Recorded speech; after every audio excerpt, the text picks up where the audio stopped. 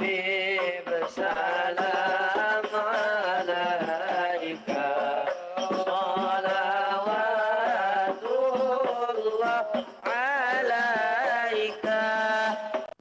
Baik.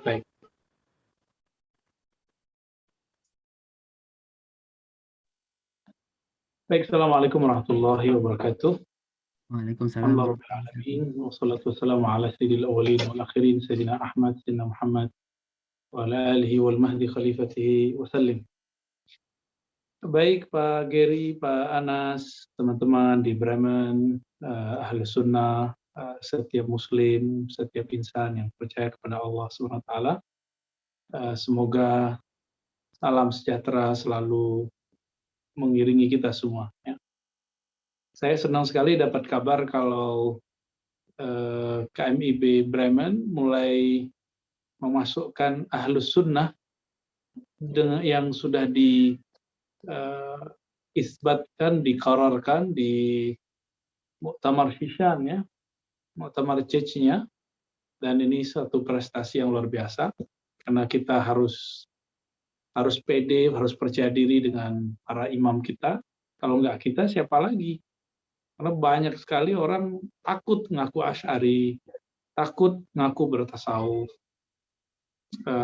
Bahkan banyak yang mempertanyakan, ente nggak takut ditinggal umat gitu karena bertasawuf? Ya justru obat umat itu adalah tasawuf. Umat yang mana yang takut dari tasawuf? Yaitu umat yang tidak dicerdaskan. Sampai kapan kita akan membiarkan umat itu tidak mengenal tasawuf yang ahlus sunnah? Ya. Maka saya apresiasi sekali Pak Anas, Pak Geri, semoga perjuangan antum semua diiringi ridho Allah Subhanahu wa taala.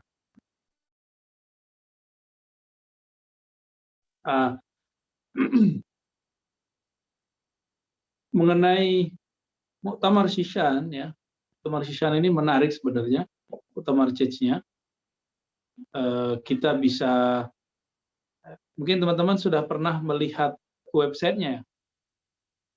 Website Muktamar Hishan itu apa aja sih? Ini kalau kita buka, sebentar, saya ambil dulu linknya ya.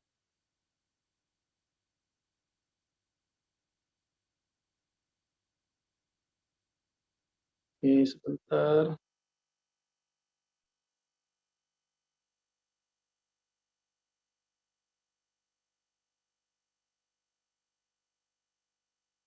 Nah, ini dia. Bisa kebaca nggak, Pak? Ada, bisa Bu ya. Ada ya? Oke. Oh, maaf, Ada. ini masih bahasa Arab. Saya ganti bahasanya ya. Biasanya ada pergantian bahasa. Bukan. Ada. Bahasa Indonesianya ada. Saya tadi saya sampaikan juga di itu. Oke, baik. Berarti udah ada ya. Nah, ini teman-teman, ini dari kanan nih Syekh Ahmad Thayyib. Ya. Kemudian ada Pangeran At-Tallal, ada sebelah kiri paling atas itu Said Fodah. Kalau Syekh Said Fodah ini kalau bicara mirip sekali dengan banyak yang mirip bahasanya dengan sahabat saya di Ciputat, Buya Zul Asfi. Semoga nanti untuk kajian fikih bisa sama Buya Zul Asfi ya. Udah ada kajian fikih Pak Anas, Pak Geri. Di sini kajian fikih yang dengan Ustazah itu dengan Umi Fairuz itu dari Al-Bahjah, isinya Buya Yahya. Al-Bahjah. Kemudian yang dari Ustaz Arif itu dari Pondok Pesantren Asobariah, Pesantren Sukabumi. Oh, berarti Pesantren sudah ada ya? Iya. Oh, oke. Mungkin kajian hadis sama dia juga bisa. Iya, nanti insya Allah bisa kita itu bahasa Arabnya mirip dengan orang yang paling kiri itu. Oh iya, terima kasih. Terus ada yang sebelah kanan nomor 2 nih ada Syekh Saif Al-Asri. Ini dahsyat sekali dia orang ya, dari Yaman. Ini ada dari Maroko yang tengah, Syekh Ahmad Abadi. Beliau ini bagus sekali menjelaskan korelasi antara mazhab sufi, mazhab fikih, akidah ahlus sunnah, dan sufi, thariqah sufi. Jadi nggak ada sufi kecuali ahlus sunnah, kira-kira gitu kesimpulan Manabat. Nanti ada Dr. Fihri ya, beliau tulis tentang hal yang sama. Yang paling unik ini Habib Umar ada di bawah.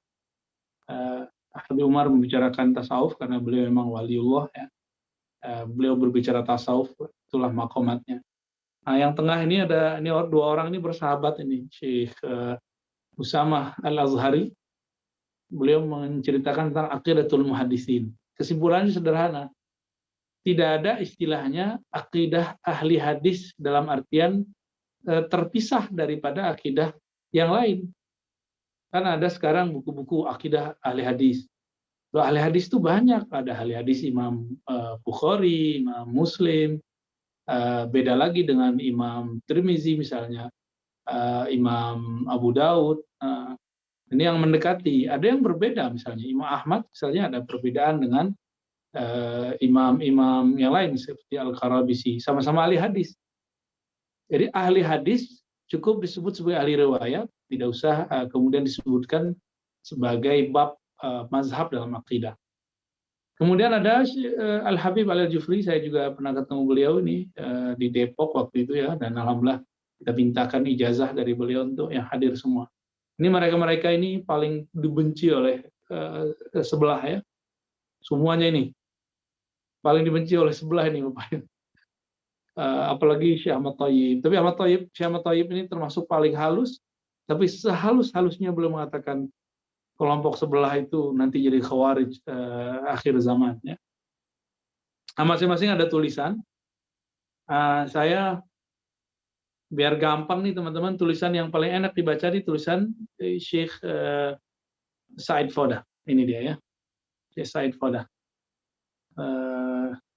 Sebentar, apakah masih ada?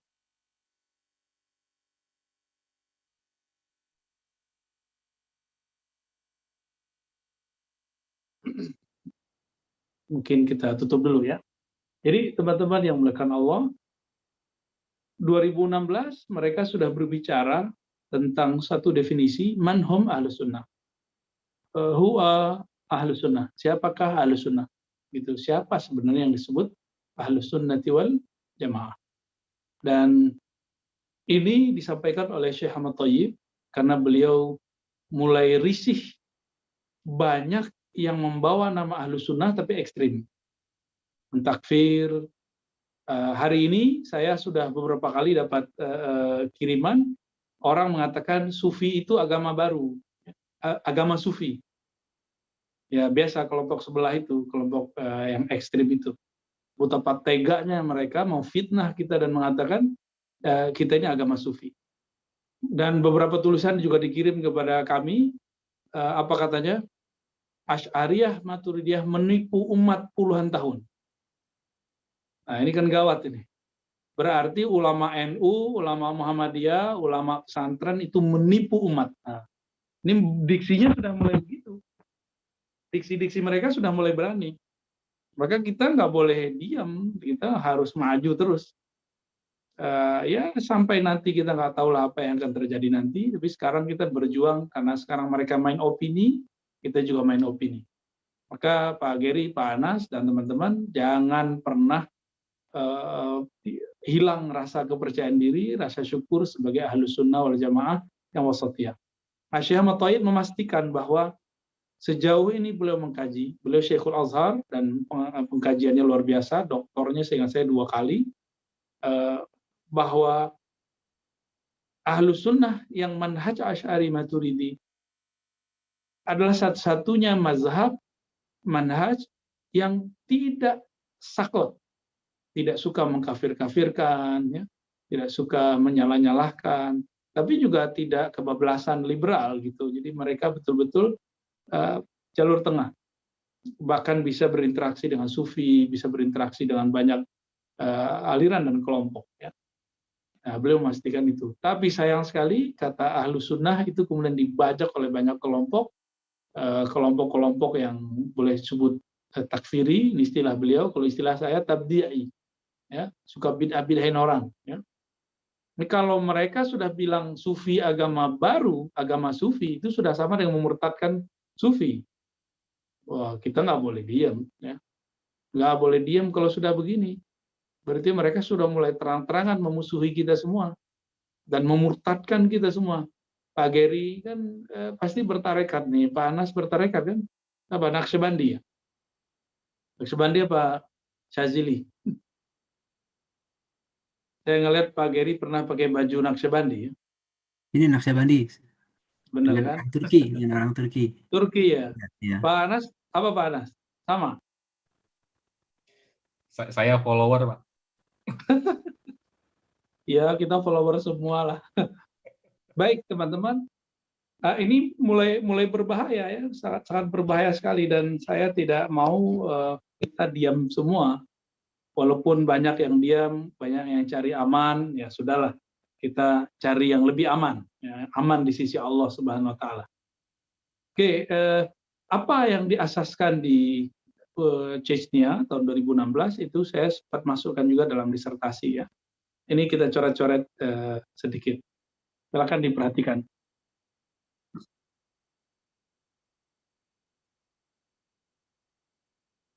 Yang dirumuskan di Chechnya, ya, disebut konferensi Chechnya 2016. Apa yang dirumuskan? Judul mereka kalau pakai bahasa Arab, ini judulnya Manhum Ahlus Sunnah. Man huwa atau manhum ya.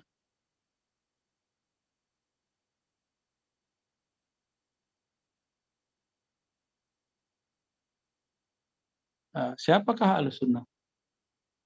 Maka dijawablah, siapa Ahlus Sunnah? Dijawab dengan 3 kategori ya. Aswaja lah kira-kira. Dijawab dengan 3 kategori. Pertama, akidah. Yang kedua, fikih. Yang ketiga, tasawuf.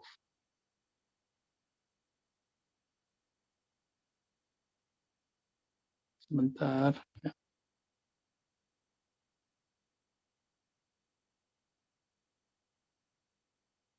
Nah, dalam akidah, dalam fikih, dalam tasawuf, itu ada rawi-rawinya. Dan ini jangan dibentur-benturkan. Nah, ini lucunya. Ya.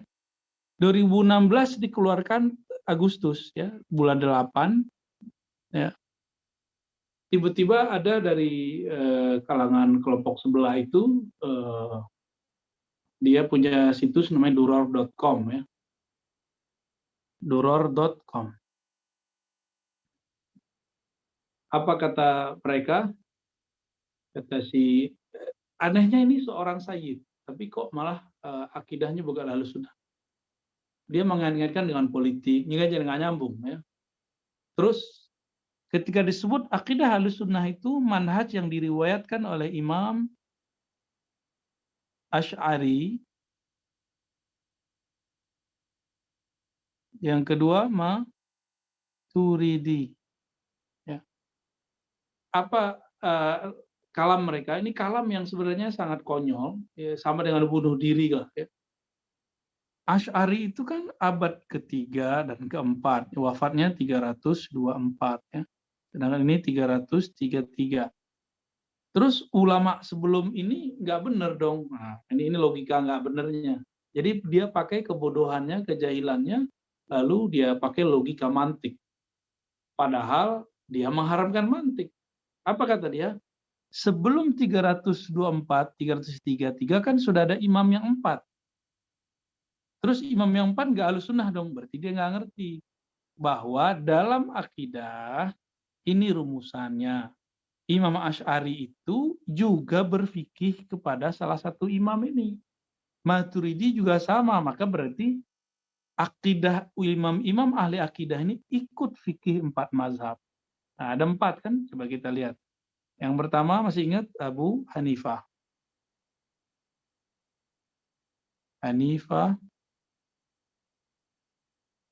Yang kedua Malik. 3 Syafi'i. Ahmad bin Hanbal ya. Kita pakai Ahmad aja. Nah, teman-teman, Maturidi dia ikut mazhab mana? Mazhab Imam Abu Hanifah. Jadi beliau ikut yang ini. Ya. Imam Asy'ari ikut siapa? Imam Asy'ari ini karena jasanya luar biasa, itu diperdebatkan oleh dua kelompok ini. Nah, ini menarik juga nih. Jadi kata mereka, Imam Asy'ari ini Maliki, ada yang mengatakan Syafi'i. Berebut, memperebutkan sosok Imam Asy'ari. Maka akidah Imam Asy'ari itu adalah akidah Imam Malik, akidah Imam Syafi'i, gitu seharusnya. Bukan kemudian seperti yang mereka katakan bahwa kok akidah Ahlussunnah harus manhaj Asy'ari, berarti sebelum Asy'ari gimana dong? Abu Hanifah, Malik, Syafi'i nggak masuk dong. Berarti dia lupa dengan pilar yang kedua, bahwa pilar kedua berfikih yang 4. Imam yang 4 ini adalah simbol akidah Ahlussunnah. Abu Hanifah wafat 150 Hijriah, Malik 179, Syafi'i 204, Imam Ahmad 241 ya, Ahmad bin Hambal. Nah, teman-teman yang melakukan Allah, ini salaf semua ya. Dan imam-imam kita yang dua itu juga ikut imam yang salaf itu. Oke. Sekarang tasawuf. Nah, tasawuf siapa yang jadi patokan di situ? Disebutkan Imam Junaid. Ya, kita agak ke atas ya. Junaid. Junaid ini tahun berapa? Dia wafat tahun 297. Ya. Ini Imam Junaid nih. Ada lagi Imam Haris Muhasibi. Ada Imam Ruwaim. Ruwaim ini gurunya Imam Asy'ari itu ya. Termasuk Junaid. Dan banyak imam yang lain. Mereka ini hidup bersamaan semua. Kalau Imam Asy'ari berguru kepada murid-murid Imam Malik, Syafi'i, dan Ahmad, sedangkan Asy'ari juga berguru kepada Imam Junaid. Jadi hubungannya sangat kuat. Ya. Jadi ini barengan, cuma beda setengah abad, 1 abad gitu. Dan murid-murid dari mereka yang 4 ini itu adalah guru-guru daripada imam-imam yang 2 ini. Oke. Begitu juga orang-orang sufi-sufi di sini itu adalah guru-guru daripada Imam Asy'ari dan Maturidi. Nah, inilah yang dirumuskan sebagai Ahlussunnah dalam Mu'tamar Shishan. Ya. Mu'tamar Shishan. Berarti ada 3 yang paling inti. Nah, di tasawuf itu nanti ada tarekot. Tarekot yang jadi kita sebut nanti tarekoh. Ada banyak lah tarekoh ya. Sangat-sangat banyak tarekoh. Yang penting dia bersanad, berakidah Ahlussunnah, dan itu aman. Ya. Di sini ada Imam Shibli, Imam Syazili, dan imam-imam lainnya. Oke, teman-teman. Ini rumusan Shishan. Ini saya punya tambahan rumusannya, teman-teman. Mungkin sudah pernah mendengar sebelumnya di kajian Al-Badar, bahwa Ahlussunnah tadi akidah ya, akidah, fikih, tasawuf. Ada 2 lagi, harokah. Ini silakan dipertimbangkan nanti Pak Geri. Ada harokah, ada khilafah. Ya. Kalau tasawuf, fikih, akidah kan sudah selesai. Harokah apa nih? Khilafahnya. Nah, harokah itu disebut dengan Taifah Mansurah. Mereka adalah Taifah Al-Mansurah. Taifah Mansurah. Ini kita pernah bahas kemarin di Bintaro 9, Taifah Mansurah di Masjid MRBJ ya. Yaitu Taifah artinya kelompok kecil dan mereka dibantu. Apa ciri-cirinya? Kita sudah sebutkan kemarin bahwa mereka takwa kepada Allah dan gerakannya adalah gerakan yang mengenal ilmu ruh. Nah, saya menyebut ini dengan orang-orang ya, siapakah mereka? Taifah Mansurah ini adalah para aulia. Maka kita menyebutnya harakah ala minhajil walayah. Jadi para aulia. Wali itu jadi wali karena dia takut kepada Allah. Rasa takut itu ada di dalam kolbu. Dalam kolbu itu ada fuad itu ada lub, ada stir. Nah, itulah kemudian cara kerja mereka. Nah, ilmu mereka. Harokah inilah nanti yang akan mempersiapkan khilafah. Yang Nabi sebut dengan khilafah ala minhajin nubuwah.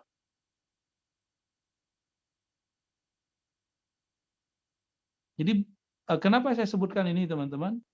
Khilafah ala minhajin nubuwah. Bisa saja ada nanti orang, tokoh, dia sudah berakidah fikih tasawuf. Tapi dia tidak ikut harakah. Harakah para aulia. Dia tidak ikut khilafah ala minhajin nubuwah. Nubuwah ini kan ilmu adanya di ruh ini. Ya. Dari ruh ke kolbu. Ya. Udah itu aja mainnya. Ruh, kolbu. Jadi gerakannya nggak pakai ro'yu, nggak pakai ambisi. Sekarang banyak harakah khilafah, tapi mereka pakai rasio. Bahasa ininya ro'yu. Ya, ro'yun. Jadi bukan alamin haji nubuah, alamin hajar ra'yi. Ya. Apalagi? Ambisi, pakai nafsu. Jadi pakai syahwat. Syahwat apa? Syahwat politik. Syahwat politik ya. Syahwat. Syahwat ingin menguasai. Ada lagi gerakannya apa? Gerakannya ekstremis. Wah, ini jangan cara berontak ya, buhot, kita sebut buhot. Berontak negara melawan pemimpin yang sah gitu dengan cara yang tidak sah. Ya, kita boleh protes kepada pemimpin yang sah dengan cara yang juga sah. Ya. Nah, ini kelompok ini di luar khilafah ini. Kelompok yang di atas ini teman-teman, ini nggak akan nyambung dengan khilafah. Tidak akan pernah nyambung. Ya. Ini nggak nyambung ya. Sekarang banyak gerakan harokah mau menuju khilafah, tapi mereka berdasarkan ro'yu, rasio, syahwat, ekstrim. Jadi pakai nafsu. Maka ciri-cirinya satu aja. Sangat menggebu-gebu, maunya menang terus, jadi mau menang sendiri, lalu kemudian takfiri. Bukhot ini kan sukanya takfir, ya. Lalu ujung-ujungnya nanti menghalalkan darah. Ini ujung-ujungnya. Ini sekarang sudah ada beberapa, tapi belum semua. ISIS sebenarnya salah satu prototipe seperti itu ya. Oke, nah jadi teman-teman yang melakukan Allah, jadi siapakah Ahlus Sunnah? Yang dasar, ini dasar basicnya, yang basic ini. Akidah, fikih, tasawuf. Lalu rodanya apa? Nah, rodanya teman-teman. Jadi anggaplah itu mobil, maka dia bergerak rodanya di sini ya. Inilah harakah. Ini khilafah. Anggaplah ini motor kayak kendaraan apa kayak gitu ya. Nah, ini cara geraknya. Lalu kita yang mana? Ya, kita harus semuanya. Kalau akidah, fikih sudah benar, tasawuf sudah oke, maka harakahnya harus jangan pakai rasio, jangan pakai syahwat, jangan ekstremis. Ya. Bahkan kalau masyayikh kita beberapa mengatakan jangan nafsiyah. Di sini ada nafsiyah. Nafsiyah itu bisa sendiri-sendiri, nggak mau gabung, ya.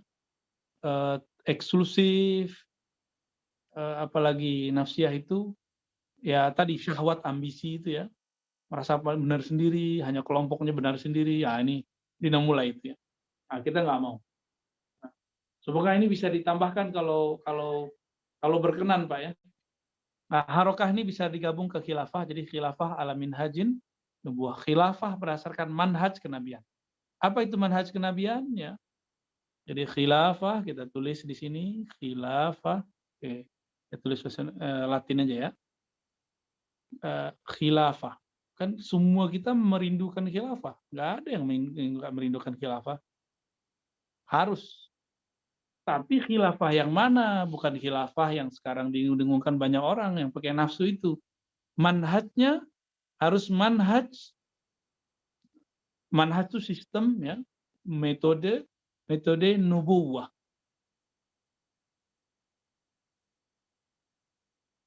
Ya. Nubuwah itu teman-teman, ini intinya kenabian. Nah, nubuwah ini pada seorang nabi disebut wahyu. Wahyu nabi. Pada seorang wali disebut ilham. Ya. Ilham kewalian, wali. Wahyu nabi, ilham wali itu turunnya di mana? Sama-sama turunnya di kolbu.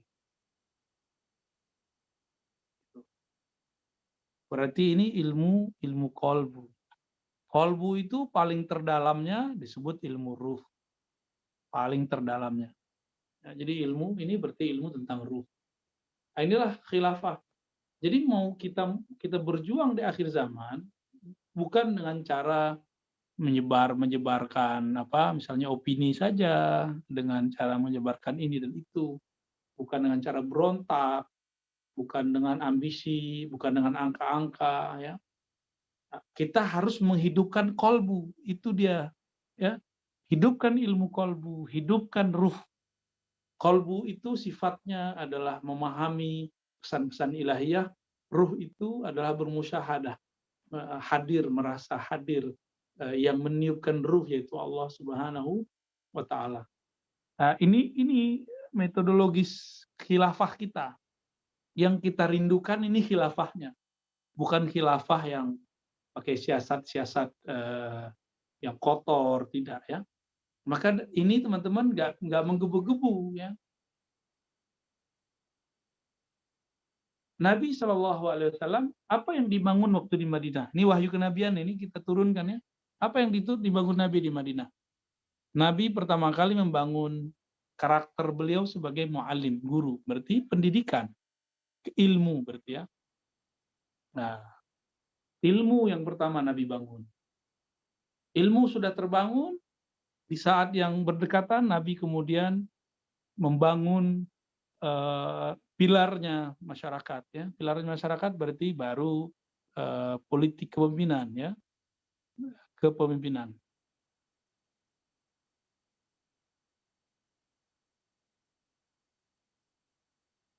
Apalagi yang dibangun oleh Nabi Shallallahu Alaihi Wasallam ketika di sana adalah ekonomi. Ya, jangan ini duluan, tapi dari ilmu dulu, ya.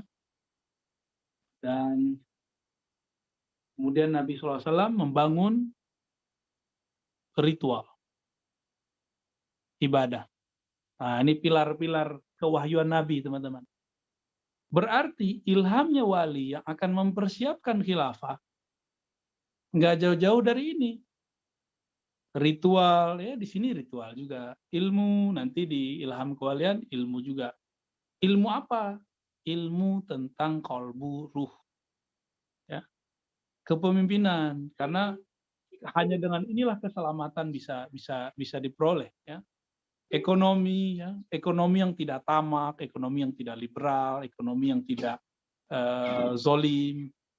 Nah, itu dia ya, kepemimpinan yang tidak tirani. Ini yang dibangun. Maka teman-teman yang berkata Allah, ada satu kata kunci di situ, nubuwah.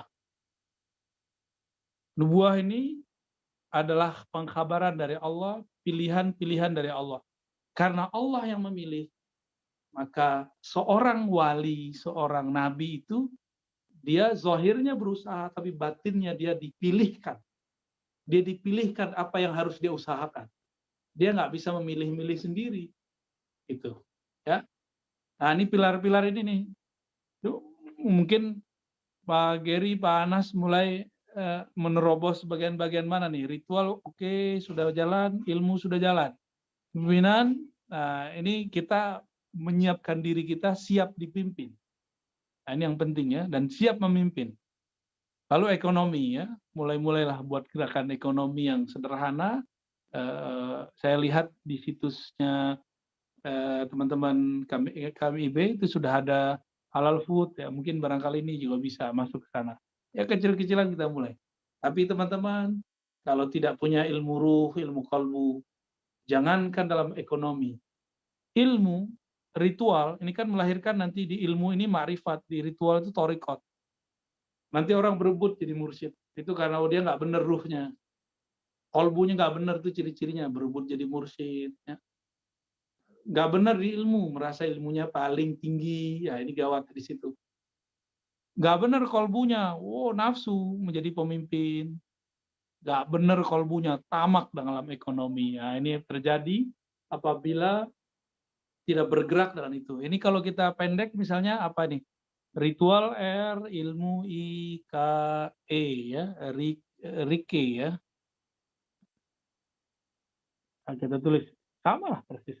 Ini yang akan dibangun oleh Nabi, yang sudah dibangun oleh Nabi sehingga Madinah menjadi negara daulah yang luar biasa, dan begitu juga nanti yang akan dibangun oleh seorang wali yang kita tunggu, yaitu Al-Imam Al-Mahdi. Nah, inilah khilafahnya teman-teman. Jadi kita nggak khilafah yang aneh-aneh, khilafah kita tidak akan pernah memberontak ke negara mana aja. Khilafah kita seperti Nabi Muhammad, beliau diundang oleh orang Madinah untuk memimpin Madinah. Nah, nanti model khilafahnya kira-kira seperti itu. Ya, lebih kurang ini refleksinya Pak Geri. Ya, semoga ini bisa dirasa resapi. Kebenaran hanya dari Allah Subhanahu wa Ta'ala. Ya. Oke, saya sebentar. Ya, cukup barangkali. Gimana Pak Geri? Kali ada pertanyaan? Ya. Ada yang mau undang-undang yang mau disampaikan, tafadhal. Ya, terima kasih Mbak Yalazi atas tambahannya tentang Ahlussunnah wal Jamaah. Ya, kalau kita di sini KMIB itu saya masih jauh dengan yang disebut tentang selain dari yang 3 itu ya. Karena yang 3 itu pun kita masih merangkak, istilahnya baru merintis. Karena untuk memberikan kefahaman tentang Ahlussunnah wal Jamaah pun itu masih belum semuanya mengenal gitu. Mungkin kita mulai dari itu dulu. Dan kita alhamdulillah dengan teman-teman yang di sini yang orang di Bremen, kita kan punya, tadi saya sudah cerita, ada Syura Bremen. Syura Bremen itu organisasi yang membawahi seluruh organisasi Islam di sini, yaitu berupa masjid ataupun organisasi Islam. Dan mereka itu ya sekarang ini fokusnya pada taklim itu, karena itu adalah jalan satu-satunya untuk tadi yang dibangun baru yang pertama, baru tangga-tangga yang pertama untuk membangunkan ilmu itu gitu. Jadi mungkin ya kita mohon dukungannya, mohon doanya selalu, dan juga sahabat-sahabat semua, teman-teman yang selalu hadir di kami, mungkin juga bisa tukar-menukar informasi, karena pesan dari tadi saya juga cerita tentang ada namanya proyek Al-I'tidal ya. Itu proyek Al-I'tidal itu sebenarnya turunannya daripada konferensi Islam yang di Czechnya. Itu dibuat oleh teman-teman Syura Bremen ini, tujuannya untuk menangkal radikalisasi Islam di kalangan pemuda. Salah satu jalannya adalah dengan mengajarkan lagi Ahlussunnah wal Jamaah yang tadi disebut tadi, yang Asy'ari Maturidi, bermadhab dan bertasawuf, dan juga supaya bekerja lebih giat dengan sosial media, karena itu termasuk, ternyata saya baca lagi di konferensi Czechnya itu juga termasuk poin yang di highlight ya, untuk memberikan pengetahuan tentang Ahlussunnah wal Jamaah ini kepada teman-teman ataupun masyarakat pemuda ya itu. Ya. Jadi mungkin ya untuk pertanyaan mungkin ada yang bertanya dari chat ya, mungkin Mas Anas mungkin bisa disampaikan. Terima kasih, itu dari saya sementara. Baik, terima kasih Pak Geri. Jadi memang seperti tadi disampaikan Pak Geri, Buya, memang kalau saya sendiri di sini juga merasakan bahwa memang di bagian 3 itu juga memang banyak sekali awam, termasuk saya juga masih awam dalam hal ini. Jadi kajian-kajian yang kemudian kita dibawakan di KMIB, kemudian dituliskan kembali di Pageri. Itu sebetulnya pondasi yang sedang dibangun di KMIB, saya kira begitu Pak Geri ya. Jadi ada awalan yang sedang dijalankan di sana untuk lebih mengenalkan kepada 3 pilar tadi. Dan 3 pilar ini mandatori sebetulnya statusnya, tetapi ternyata banyak yang awam, termasuk saya sendiri pun masih awam di dalam hal ini. Sehingga itu dulu yang akan kita sepertinya diperjuangkan di bagian awal, meskipun juga ada aktivitas lain yang tadi juga saya juga surprise nih, ternyata Buya Arozi juga ngelihat website kita ya. Ada aktivitas kegiatan makanan halal, betul, ada seperti itu, ada aktivitas-aktivitas lain. Mohon doanya aja Buya, mudah-mudahan ini bisa berjalan beriringan, karena kita juga nggak bisa urut kacang dalam hal ini, mungkin jadi lebih lama lagi nanti sampainya, jadi mungkin akan dijalankan secara paralel. Baik, dalam catatan saya sudah ada beberapa pertanyaan memang, tapi mungkin saya tidak akan bacakan berurutan, jadi saya bacakan dulu yang paling mungkin yang paling mungkin urgensinya tinggi mengingat prioritas kita. Tambahan satu lagi boleh Mas Anas? Silakan Pak Geri, silakan. Tambahan informasi buat teman-teman di Indonesia ataupun teman yang di Jerman juga, bahwa mayoritas umat Islam di Indonesia di Jerman itu mayoritas Ahlussunnah wal Jamaah yang Asy'ari Maturidi dan bermadhab dan bertasawuf. Ini saya sampaikan gini karena banyak teman-teman kita tuh nggak sadar bahwa kalau mereka tidak suka dengan golongan-golongan yang anti maulid, golongan anti maulid ya, dia nggak suka dengan maulid, nggak suka dengan yang sifatnya seperti yang di amalan Ahlussunnah wal Jamaah yang biasa lah, termasuk zikir, tarekat. Tapi mereka bisa bersama-sama dengan orang Turki, seolah-olah orang Turki itu nggak sama dengan kita gitu. Jadi sebenarnya kalau mereka tidak suka dengan Ahlussunnah wal Jamaah, orang Indonesia ya, karena dia juga orang Indonesia, sebenarnya juga mereka juga tidak suka dengan jamaah-jamaah Islam yang lain, termasuk orang Turki, khususnya orang Turki, yang saya kenal orang Albania, mereka semua memang Asy'ari Maturidi dan bermadhab. Bahkan mereka itu kalau mereka sudah membuat masjid, itu mereka harus menyediakan imam. Imamnya itu harus lulusan, kalau yang di Turki itu ada sekolah namanya sekolah Imam Khatib, itu harus punya kelulusan, dia harus berakidah Maturidi, kalau di sana Asy'ari atau Maturidi, dan bermadhab Hanafi. Jadi nggak ada masjid didirikan oleh orang Turki itu terus dibiarkan tanpa imam yang menjaga masjid itu gitu. Mungkin itu aja informasi dari saya. Ya, terima kasih.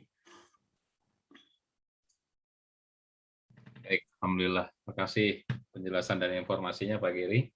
Baik, saya kira kita masuk ke pertanyaan pertama. Ini ada beberapa pertanyaan juga termasuk yang ada di YouTube. Saya coba sum up. Ada beberapa yang bisa saya munculkan. Yang pertama dari Kabab Sutiknya. Ini, Assalamualaikum Buya. Afwan, mengenai akidah dan tauhid, bagaimana hubungan dengan Imam Tohawi? Yang disebutkan di sini adalah murid dari Imam Asy'ari dan Maturidi. Jazakumullah khair. Baik, Imam Tohawi, beliau tadinya akidah Syafi'i, belajar kepada masih keluarganya, masih omnya ya, Imam Al-Muzani. Tapi Imam Muzani pernah sengaja meremehkannya supaya dia bangkit, maka dia kemudian pindah mazhab menjadi mazhab Hanafiyah. Dan dia belajar kepada ulama-ulama Hanafi dan menjadi mufti dan ahli hadis besar. Ya. Akidah Tohawiyah ini karena dari negeri Toha itu kan satu wilayah di Mesir. Waktu itu Mesir masih belum menjadi pusat keilmuan seperti Baghdad. Nah, maka secara brand atau tren, akidah Tohawi tidak menjadi tren seperti trennya akidah Imam Asy'ari. Ya, ini kita juga belajar sosiologi, ya, belajar perkembangan. Hatta Imam Maturidi itu kan kampungnya Samarkand, itu sangat maju sekali. Tapi karena bukan sebagai asimatul bilad, bukan sebagai ibu kota, maka tidak seterkenal akidah Asy'ari. Terlepas dari itu, setelah kita teliti bareng, kan mereka hidup di masa yang sama. Imam Tahawi lebih tua, lebih panjang umurnya, tapi lebih awal wafatnya ya. Beliau ini menulis risalah Tahawiyah yang pernah saya buat dorohnya 2 kali, satu di Riau, satu di Ribat. Akidahnya persis sama dengan akidah Imam Asy'ari. Akidah Imam Asy'ari juga mirip dengan akidah Maturidi, hanya mereka berbeda ibarat. Maturidi ini Hanafi, Tahawi itu Hanafi. Bedanya apa? Imam Maturidi, dia ahli hadis, tapi istilah-istilah dia lebih banyak mendekati kepada para filosof dan Mu'tazilah. Karena mereka sedang berhadapan dengan para filosof dan Mu'tazilah. Jadi bahasa-bahasa yang digunakan bahasa-bahasa yang lebih berat. Imam Asy'ari berpindah dari Basrah ke Baghdad, lalu juga ke orang Basrah lagi. Karena ini terjadi perpindahan, ketika beliau pindah ke Baghdad, bahasanya berubah menjadi kitab Al-Ibana. Ketika beliau dulu di kampungnya, di Basrah, beliau ketemu dengan para pendebat-pendebat ulum dan berbahasa bahasa yang lugas, ya. Muncullah kitab Lumah. Jadi trennya beda. Beda dengan Imam Tahawi, tidak disebutkan bahwa mereka ini bertemu, teman-teman. Tapi kemudian akidah mereka pas kita komparasi, akidahnya sama, hanya berbeda ibarat. Jadi tidak ada masalah. Dan semuanya ahlu hadis, semuanya ahlu mazhab fiqih, dan semuanya ternyata pernah belajar tasawuf. Ya. Wallahu a'lam bishawab. Baik, alhamdulillah. Terima kasih, Buya. Buya, saya sampaikan satu persatu pertanyaannya begini atau beberapa pertanyaan sekaligus begitu, Buya? Kalau ada pertanyaan yang sama dibarengin, kalau beda dipisahin aja. Siap, baik, Buya. Ya, saya masuk ke pertanyaan berikutnya, Buya.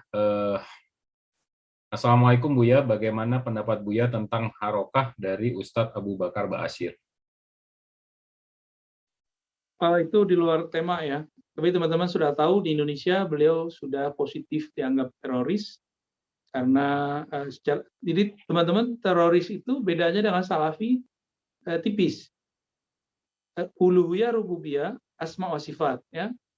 Sedangkan Abu Bakar Ba'asyir itu bukan asma wa sifat tapi tauhid mulkiyah. Ini saya tuliskan ya. Ini perbedaan antara salafiyah. Jadi salafi ini terbagi 3. Bagi 2 dulu ya. Salafi, ada salafi yang mereka menyebut salafi ilmi. Ada salafi haroki, ada salafi jihadi. Kalau yang ilmi, akidahnya kan sama-sama, mereka akidahnya sama-sama 3 ya. Uluhiyah,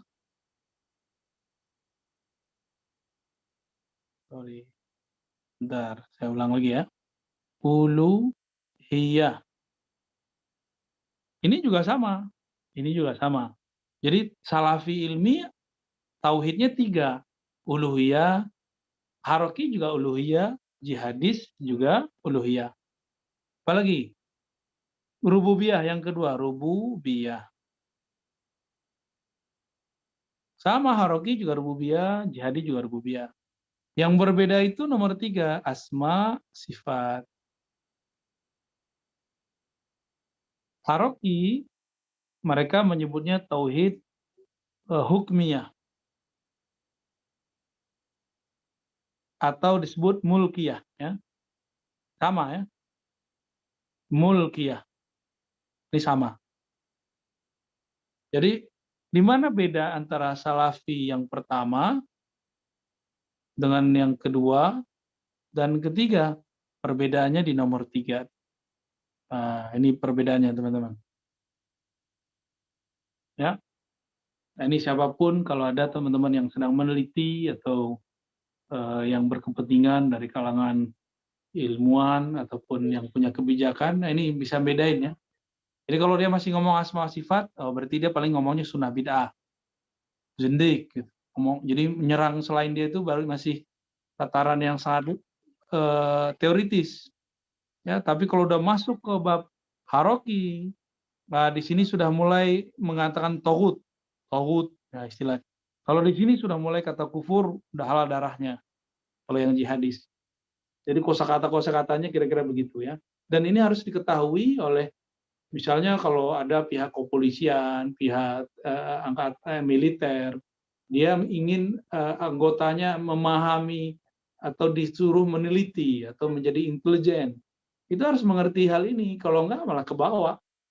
Ya, karena mereka ini semuanya pakai ayat, tapi ayat ala dia. Terjemahannya ala dia, tafsirnya ala dia. Ya. Oke, barangkali ini teman-teman. Beda dengan, kita juga punya uluhiyah, tapi beda definisi. Rububiyah, tapi beda definisi. Wallahu alam ya. Saya tutup ya. Baik Buya, terima kasih penjelasannya. Sebelum melanjut, Pak Geri, silakan ada yang ingin disampaikan Pak Geri. Iya, terima kasih Mas Anas.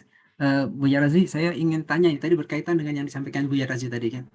Jadi disebutkan tadi yang Ahlussunnah wal Jamaah adalah akidah, fikih, dan tasawuf. Kemudian ada harokah dan khilafah ya. Nah pertanyaan saya itu salah satu tadi mengapa kita harus memegang Ahlussunnah wal Jamaah itu. Ini kalau pemikiran saya bahwa nanti akidah Imam Mahdi itu adalah seperti akidahnya Ahlussunnah wal Jamaah yang kita pegang sekarang ini. Begitu kira-kira Buya Razi yang bagus, terima kasih. Ya. Untuk motivasi kita juga bahwa kita itu harus mendalami ini gitu. Terima kasih Bu ya. Satu-satunya akidah yang bersanad secara sahih itu cuma akidah Ahlussunnah. Diriwayatkan dalam 2 versi atau 3 versi, Tahawi, Asy'ari, Maturidi.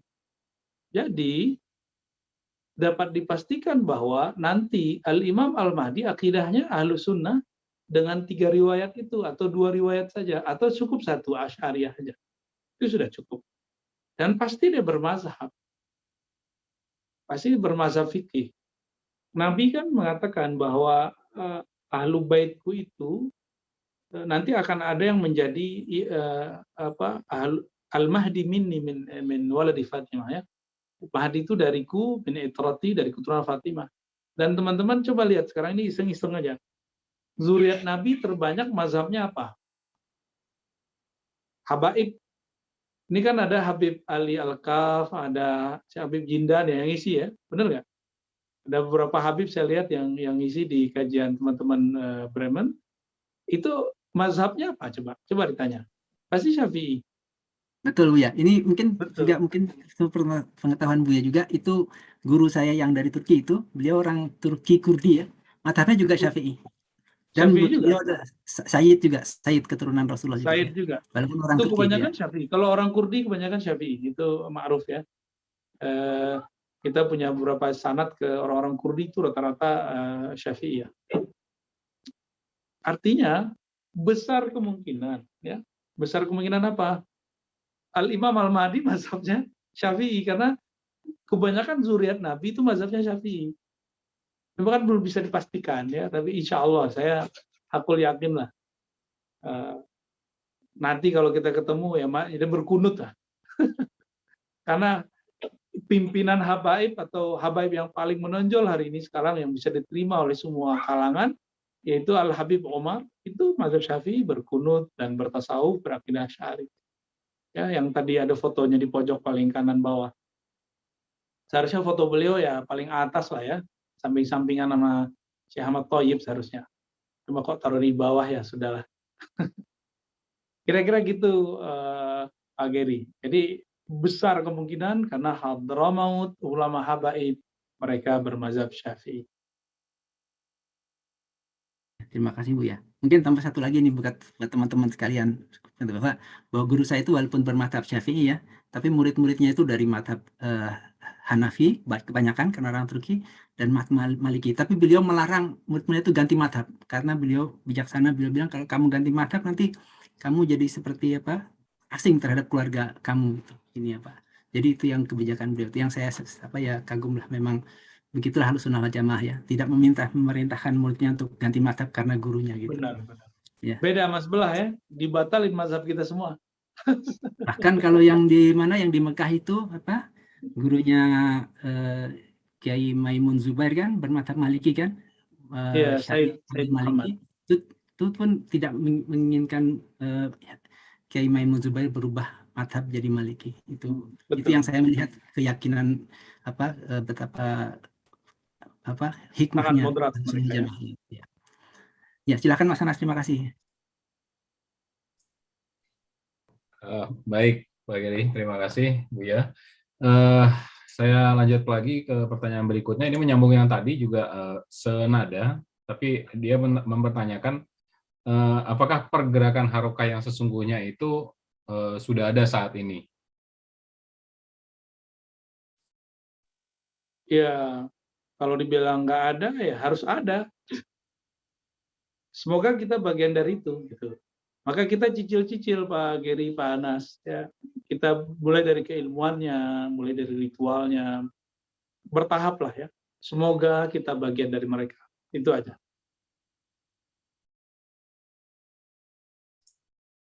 Baik, mungkin nanti ini dibutuhkan satu sesi untuk membahas harokah dan khilafah ini sehingga jadi jelas dan tidak keliru pemahamannya mungkin Buya ya. Baik, Insya Allah. Ini pertanyaan berikutnya saya pikir cukup penting, tapi ini agak nyebut brand ini jadinya. Dari Yudika, tapi saya coba bacakan aja. Buya mohon tanya, apakah gerakan Salafi, Wahabi, ISIS, ATI, atau memang satu golongan yang sama dan dari sisi aliran? Ya, baik-baik. ISIS positif akidahnya Salafi. Dan mereka menghafalkan risalahnya Muhammad bin Abdul Wahab. Video-videonya banyak, dan saya termasuk yang dulu awal-awal mereka muncul, kita hampir setiap saat mendengarkan kajian-kajian mereka, dan dahsyat. Ini mohon maaf, ada yang lagi lewat, mungkin teman-teman kangen dengan suara ini.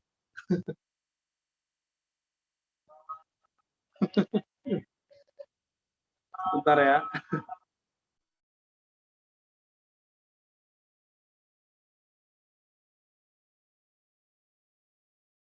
Oh, udah ini ya, apa? Sambungannya Al-Badar hari ini ya, Buya, ya, ke sana ya? Iya, insya Allah. Oh, Tapi ada bunyi sate Padang dulu ya.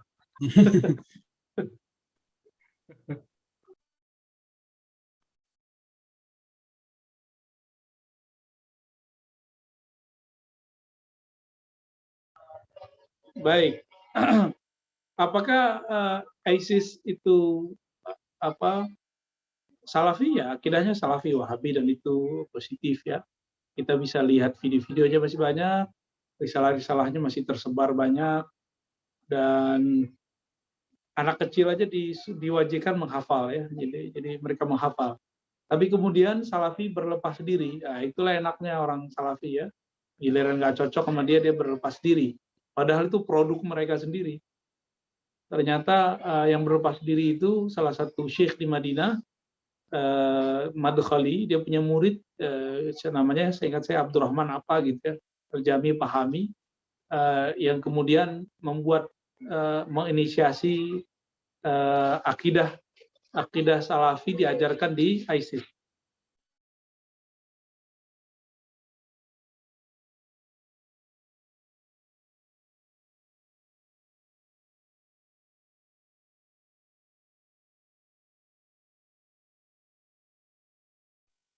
Baik. Lalu bagaimana dengan yang lain? Ya hampir sama teman-teman, hampir sama semua. Dan nggak usah merasa gimana ya. Salafi itu sudah lama mengeluarkan dan menganggap sesat akidah Asy'ariyah Maturidiyah. Terus antum masih mau bela lagi? Mau bela sampai kapan? Mau toleransi kebablasan sampai kapan? Dan saya sudah ceritakan tadi bahwa saya beberapa hari ini sering sekali dikirimin mereka, mereka memurtadkan kita dengan cara yang bahasa-bahasa seperti itu. Apa kata mereka? Asy'ariyah Maturidiyah telah menipu umat Islam bertahun-tahun di Indonesia. Gitu. Mereka nulis itu dan dikirim ke saya. Ya, mereka juga mengatakan bahwa Sufi itu agama sendiri, agama Sufi. Kurang apa lagi hujatan mereka, dan itu sudah pentakfiran, pengkafiran terhadap Sufi. Ini kalimat yang luar biasa. Kita aja yang masih toleransi sama mereka, mereka nggak ada toleransi sama kita. Dan mau sampai kapan begitu terus? Kita diem aja ya. Dan ini sangat luar biasa teman-teman, mereka betul-betul kuat memfitnah kita, mengata-katai kita, walaupun kemudian yang dituduh memfitnah saya gitu. Ya nggak apa-apa lah ya. Yang penting harus ada yang mengomentari, harus ada yang merot, harus ada yang mengcounter. Dan saya mengajak teman-teman bergerak di akar rumput untuk membersamai ini. Kita sudah buka tabirnya, tinggal kita lanjut jalannya gitu. Ya dimulai dengan 3 pilar tadi dulu. Akidahnya, mazhab, kemudian tasawuf. Pelan-pelan aja ya, pelan-pelan aja. Mungkin bisa kontak kali ya itu ya, yang dari Frankfurt itu, yang Islamic Zentrum yang guru saya. Sekarang kan anak-anaknya dan murid-muridnya yang ngurusin. Nggak tahu selama pandemi ini masih jalan apa enggak. Dan mereka konsen sekali mengajarkan akidah Asy'ariyah, mazhab tasawuf, mazhab fikih. Ya. Tasawufnya pun tasawuf Ghazalian. Ya. Baik.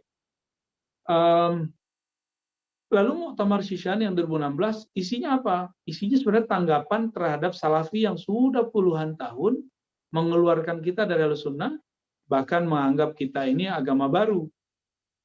Dan memang diakui bahwa di Muktamar Shishan Salafi tidak dianggap bagian dari Ahlussunnah wal Jamaah. Nah, ini clear teman-teman. Wallahu a'lam bishawab. Baik, terima kasih Bu ya. Mengingatkan kembali juga buat sahabat-sahabat sekalian bahwa tadi disebutkan beberapa kali oleh Buya Rozi, bisa dicek lagi tadi alamatnya sempat di-share juga oleh Pak Geri, yaitu chatnya conference.org. Nah di situ nanti ada dilihat hasil muktamarnya, itu ada berbagai bahasa, termasuk juga dimunculkan bahasa Indonesia.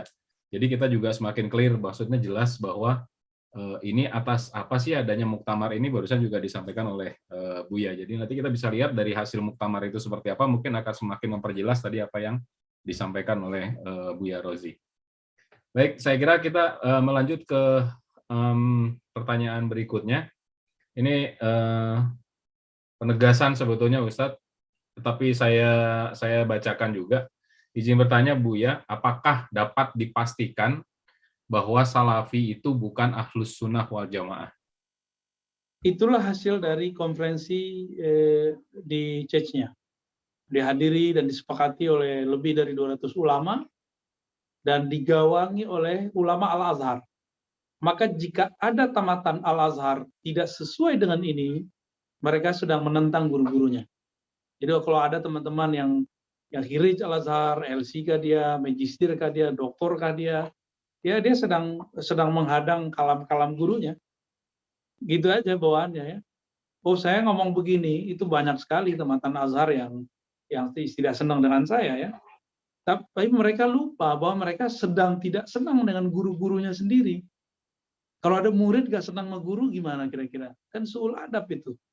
Ya, tapi banyak juga yang menyokong saya, walaupun jumlahnya tidak banyak. Khirij Al-Azhar yang menyokong saya juga ada ya, yang langsung WA, yang berkumpul, yang kita bertemu di Pekanbaru, alhamdulillah mayoritas mereka masih Azhari, mengikuti gurunya Azhar.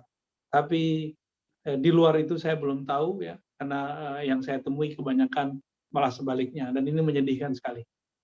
Jadi positif ketetapan dari Shishan, Muktamar Shishan, Muktamar Chechnya disepakati oleh para ulama bahwa Salafi bukanlah Ahlus Sunnah. Nah, lalu nih teman-teman, saya tetap menyebut Salafi Ahlus Sunnah secara apa? Secara klaim. Ya.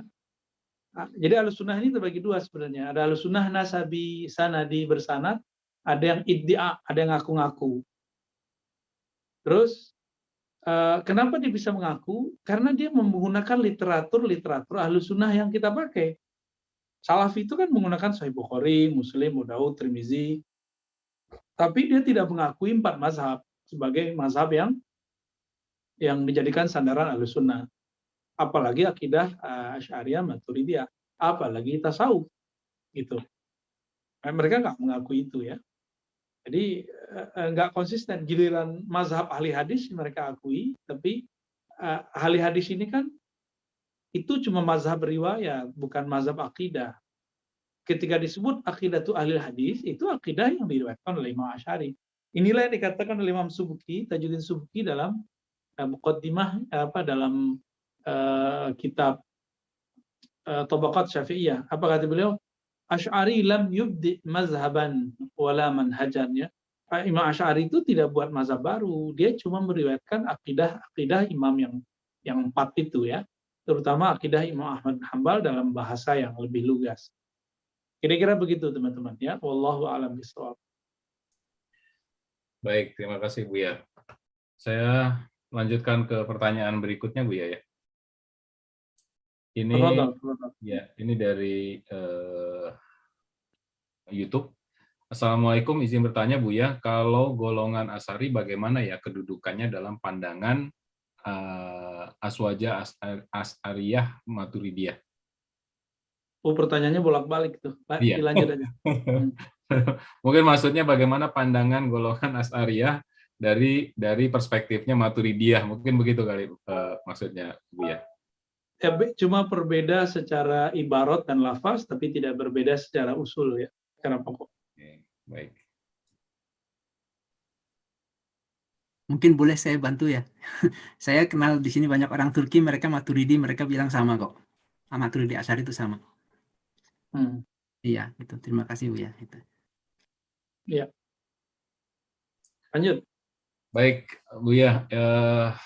Ini melanjutkan pertanyaan mengenai harokah tadi, Buya. Buya, mohon disampaikan apakah harokah apa saja yang ada di Indonesia yang Ahlus Sunnah wal Jamaah? Waduh, nanyanya langsung nih ya. Saya nyebut pendirinya aja ya. Kalau harokahnya bisa jadi berubah ada ADART-nya, tapi kalau pendirinya masih oke. Di Jawa ada 2 yang besar. Pertama Muhammadiyah muncul 1912. Didirikan oleh Syekh Ahmad Dahlan, ya. Syekh Ahmad Dahlan ini dulu namanya Muhammad Darwis, dia thariqatnya Syadziliyah, berguru kepada Syekh Saleh Darar, seorang mursyid Syadziliyah di Semarang. Dan juga lama di Mekah, ya, Syekh Saleh Semarang ini.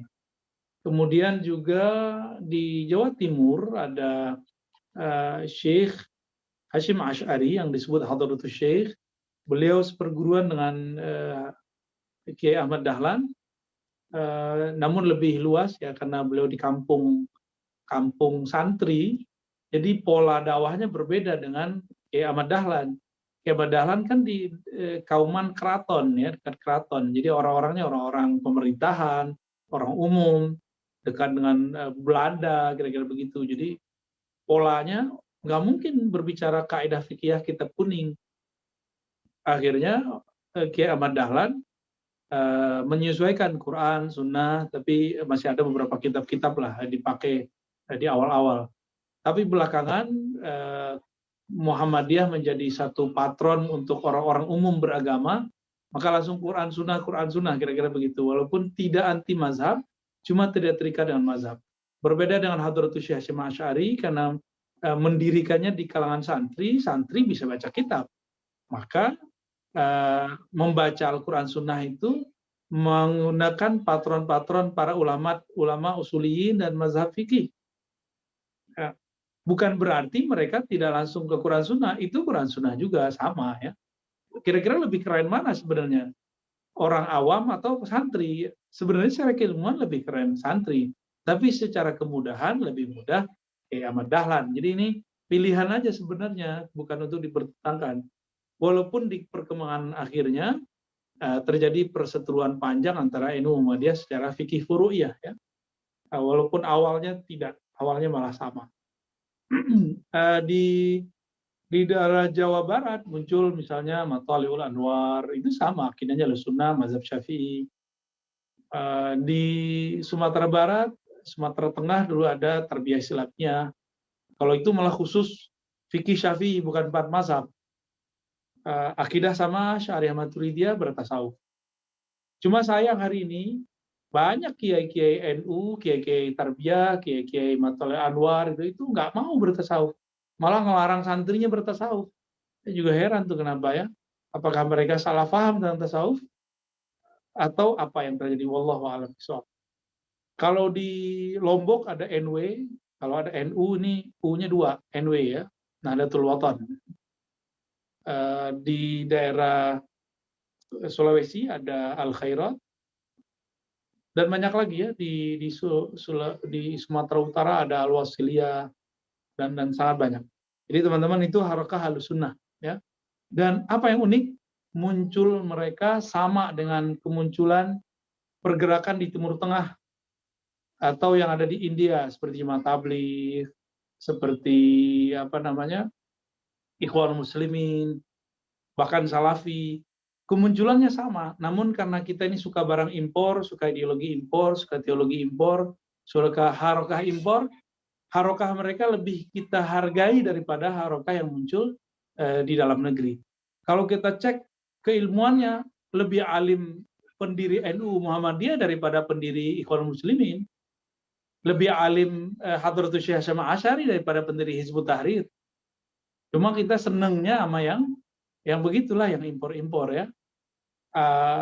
Apalagi misalnya pendiri dari Tarbiyah Islamiyah sama, Sulaiman Rasuli, Syekh Sulaiman Rasuli itu juga seperguruan. Itu lebih alim daripada pendiri-pendiri pergerakan yang ada di Mesir itu. Namun yang agak lumayan setara itu pendiri Jemaah Tabligh. Maulana Ilyas Kandahalawi, Maulana Zakaria Kandahalawi, Maulana Yusuf. Ini mereka ahli hadis. Bahkan mungkin menurut saya, hemat saya, mereka lebih paham, lebih jago hadisnya daripada pendiri-pendiri gerakan-gerakan tadi selain Hadratus Syekh Hasyim Asy'ari ya. Hadratus Syekh masuk muhaddis kabir. Lebih kurang begitu ya, kalau kita runut satu persatu. Yang bisa saya ingat. Wallahu a'lam bishawab. Baik, terima kasih Buya. Buya, ini sudah jam 4:06 Buya. Apakah kita lanjut atau bagaimana Buya? Satu pertanyaan lagi deh, boleh ya? Siap. Saya pilihkan dulu Buya.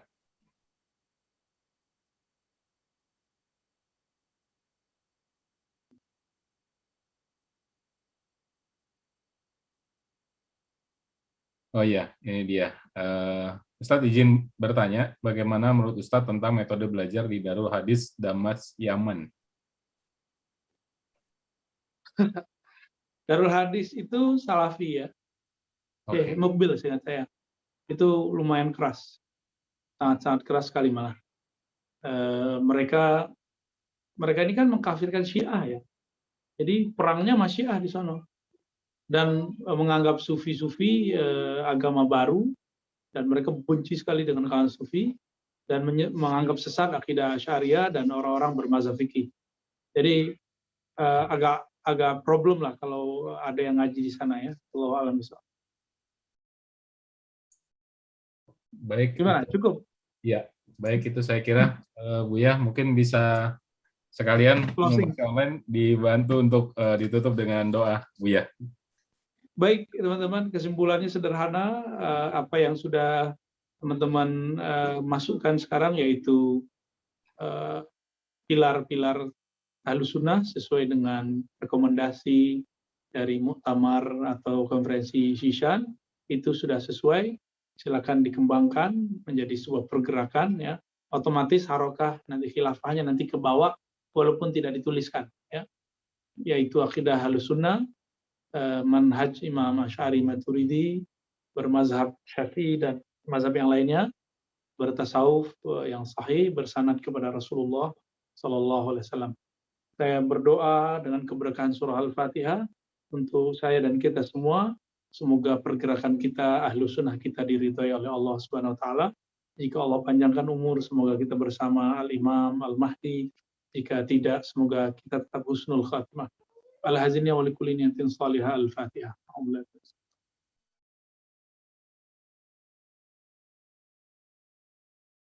Sallallahu alaihi Muhammad. Mohon izin teman-teman, saya pamit dulu. Assalamualaikum warahmatullahi wabarakatuh. Assalamualaikum warahmatullahi wabarakatuh. Makasih Bu ya.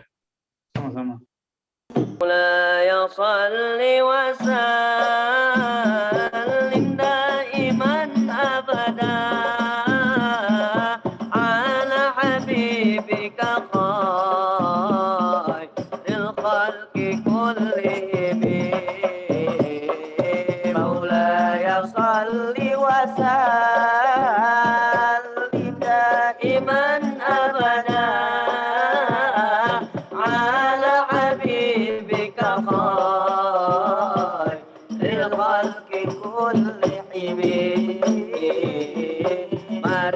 belajar ilmu Islam, iman dan ihsan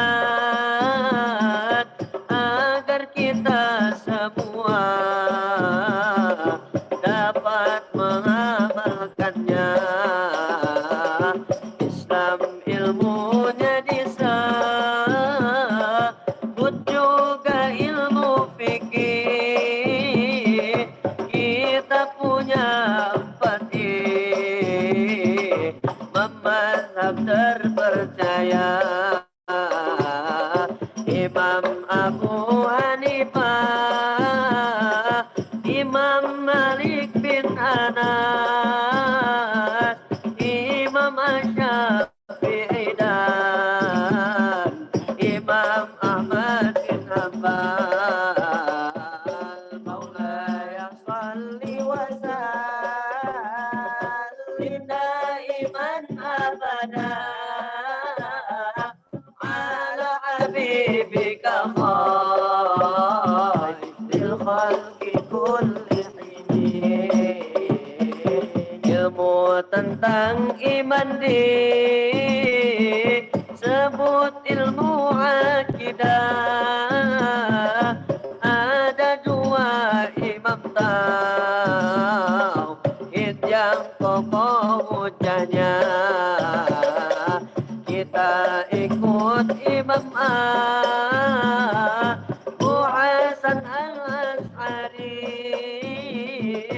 dan juga Imam Abu Mansur al-Maturidi.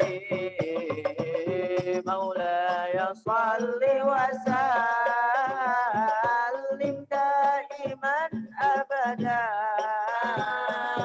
ala habibika khairil khalqi kullihim. Maulaya shalli wa sallim daiman abada ala habibika khairil khalqi kullihim. Maulaya shalli wa sallim daiman abada ala habibika khairil khalqi kullihim. Ilmu tentang ihsan disebut ilmu tasawuf. Mengikuti ulama sufi yang mendidik hati seperti Hujjatul Islam Imam Al-Ghazali dan Imam Junaid Al-Baghdadi yang diberkati. Maulaya shalli wa sallim daiman abada ala habibika khairil khalqi kullihim. Ini yang kami pelajari di tempat kami. Semoga Allah bantu dan memberkati kami. Allah ampuni kami dan orang tua kami dan juga guru kami dan seluruh muslimin. Ya Rabbi bil Mustafa balligh maqasidana waghfir lana ma madha ya wasi'al karami ya